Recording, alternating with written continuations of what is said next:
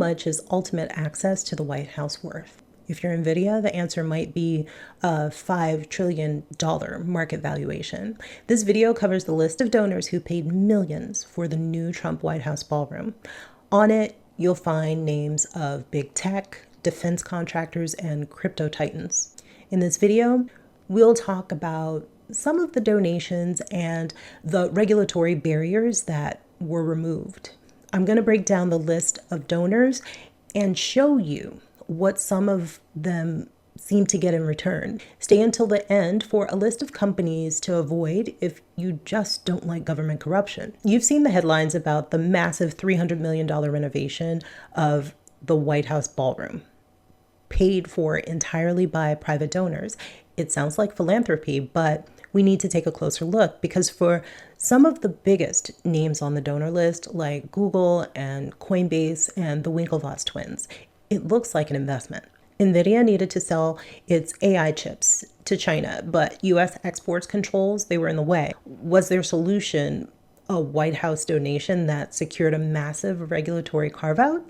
Now they can sell to China as long as the US Treasury gets 15% of the revenue. And now NVIDIA is valued at $5 trillion. I'm just asking. Pennsylvania billionaire Jeff Yass is a major donor to MAGA PACs. He reportedly owns about 15% of TikTok. The result for Yass? Could it be why the TikTok deal is moving forward? It's not just tech though. A donor, Extremity Care, gave $5 million. Could their reward be that the Medicare cost limit on their expensive bandages is delayed, ensuring their revenue isn't affected? Is this how policy is sold? Was Google's $22 million donation a gift? Or could it be a settlement? It appeared to resolve a lawsuit with Trump. The crypto world, they paid up. They gave tons of donations. Coinbase, Gemini, Ripple, and the rest, they all received an executive order that legitimizes crypto for 401ks. This behavior, it seems like regulatory influence at its purest. Palantir, they went all in. Did it pay off? They were awarded over $10 billion in federal contracts. Palantir is making and breaking records. Could this be pay to play on a massive scale? The Winklevoss twins gave, and the SEC closed an investigation into their Gemini crypto exchange. They also lobbied to remove a regulator nominee who isn't crypto friendly. It could just be a coincidence, but it could also be the benefit of a massive donation. Of course, we have the regular donors, the Adelson and Glazer families, also Steve Schwartzman, the co-founder of Blackstone, the third largest private equity firm ever. That executive order that legitimized crypto now gives private equity an investment that is risky because it's hard to get cash out of it. That executive order gives it access to your 401k. But I guess this type of access is a fundamental part of the system. Companies like Amazon and Microsoft, they also donated. They got contracts shortly thereafter. Are they merely routine federal contracts? Yeah, but being on this list seems to speak to a systemic expectation. If you want a ride on the gravy train, you gotta buy a ticket.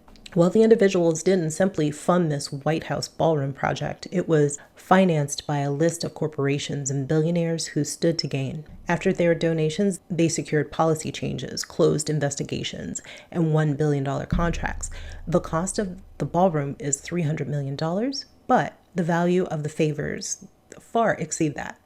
When policy is for sale, who pays the ultimate price? The American taxpayer, that's who. So let's go over the list of donors as reported by the New York Times. As always, the resources I use for this video are listed in the video description. This one is jam-packed. Starting with the corporate donors, we have Altria Group, Amazon, Apple, Booz Allen Hamilton, Caterpillar, Coinbase, Comcast, Hard Rock International, Hewlett Packard, Lockheed Martin, Meta Platforms, Micron Technology, Microsoft, NextEra, Palantir Technologies, Ripple, Reynolds American, T-Mobile, Tether America, Union Pacific Railroad. Now let's go over individual, private, and family foundation donors. J. Pepe and Amelia Fanjul, the Adelson Family Foundation, Stephanie Brody, Betty Wold Johnson Foundation, Charles and Marissa Cascarilla, Edward and Sherry Glazier, Harold Hamm, Benjamin Leon Jr., the Lutnick family, the Laura and Isaac Perlmutter Foundation, Stephen A. Schwartzman, Konstantin Sokolov, Kelly Loeffler, and Jeff Sprecher, Paolo Tiramani, Cameron Winklevoss, and Tyler Winklevoss. The New York Times also reports that some donors chose to remain anonymous. Through some investigative reporting, they found that 2 healthcare companies were major contributors. BlackRock was listed too, not to be confused with Blackstone. I already mentioned Jeff Yass and NVIDIA, whose valuation is now $5 trillion. If you're new here, hi, I'm Kina. I talk about hard things with a soft voice. Thank you to everyone who's supported my channel with a coffee or leaving a comment or even just turning on notifications after you've subscribed. You're the reason I keep going.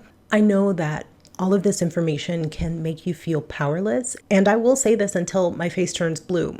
Well, actually purple. Billionaires don't have enough. There is no point at which they will be satisfied, none. So we have to parent them so that they understand that they already have more than enough.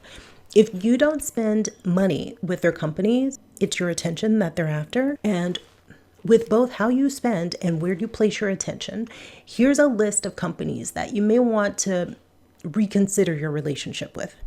These companies are based on the list of donors provided by the New York Times article. Facebook, Instagram, WhatsApp, YouTube, Google, TikTok, Amazon, Apple, Microsoft, Comcast, NBC Universal, Universal Theme Parks, T-Mobile, Coinbase, Las Vegas Sands, Tampa Bay Buccaneers, Boxable. The thing is, you can choose to feel powerless or you can use your power. It's all up to you. At first, it does feel strange to give up all the conveniences that make life easier, and then you realize that life hasn't gotten easier. It's become disconnected and lonely. This video is a part of my Eat the Rich series. I'll link the playlist. In the description, I've also linked 22 news articles that I used in researching this video. That's why I use Ground News. It's an app. It's a website that combines news from all around the world in one place so that you can compare coverage. They even have a blind spot feed that highlights news disproportionately covered by one side of the political spectrum. I started using Ground News to help me see what's going on in the US. For every news source, you can actually see if they have a political bias, how reliable their reporting is, and who actually owns them.